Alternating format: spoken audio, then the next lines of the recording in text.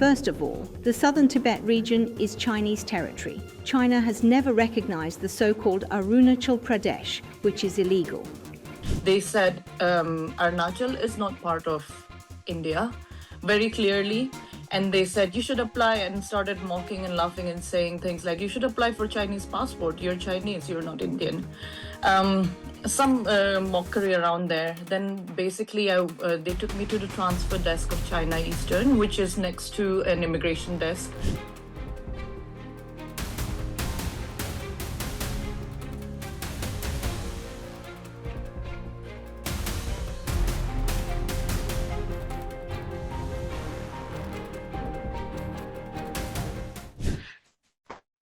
For the record, introduce yourself, and the audio is Shanghai airport. If you can narrate that, please. Yes, so basically I am an Indian citizen residing in UK for about 14 years. And I was traveling on my holiday from London Gatwick to Japan via a transit in Shanghai.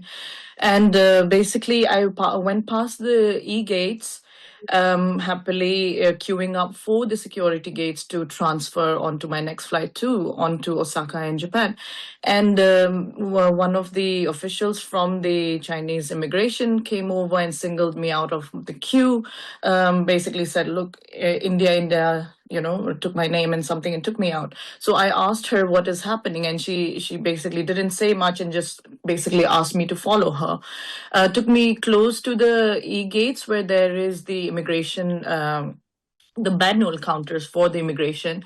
And then she went on to say, Arunachal, not India, China, your visa not acceptable, your basically passport is invalid. Very confusing moment, obviously, because never heard of that before. We obviously are a proud Indian citizens, all residents of Arunachal Pradesh. And basically, she wouldn't give me an explanation. She wouldn't let me go back into the queue, said you cannot board the plane. Then other officials came. So actually, I probably interacted with around 10 other immigration officers. So another lady came, took me to another part of the airport. And in fact, when I tried to question them and ask them what was the issue, they said Arunachal is not part of India very clearly. And they said, you should apply, and started mocking and laughing and saying things like, you should apply for Chinese passport. You're Chinese, you're not Indian. Some mockery around there. Then basically they took me to the transfer desk of China Eastern, which is next to an immigration desk. And they would just keep basically sending me from one desk to the other. So if I ask the Chinese airline, they tell me to go to the immigration tells me to go to them. And they basically didn't give me a straight answer. I said, where is the law? What rights have you got to hold me back here? So ultimately, it took about 18 hours for me to get out of Shanghai.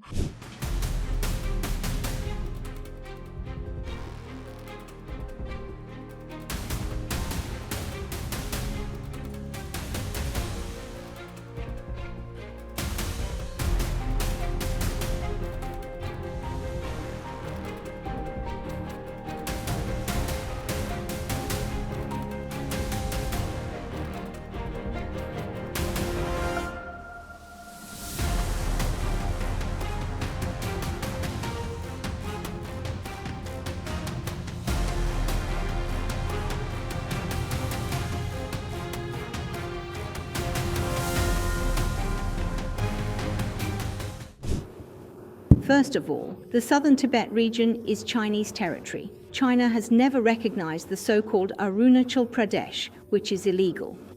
Regarding the specific case you mentioned, as far as we know, during the handling process, China's border inspection authorities have always conducted inspection procedures in accordance with the law, acting fairly and civilly, and fully safeguarding the legitimate rights and interests of the person involved.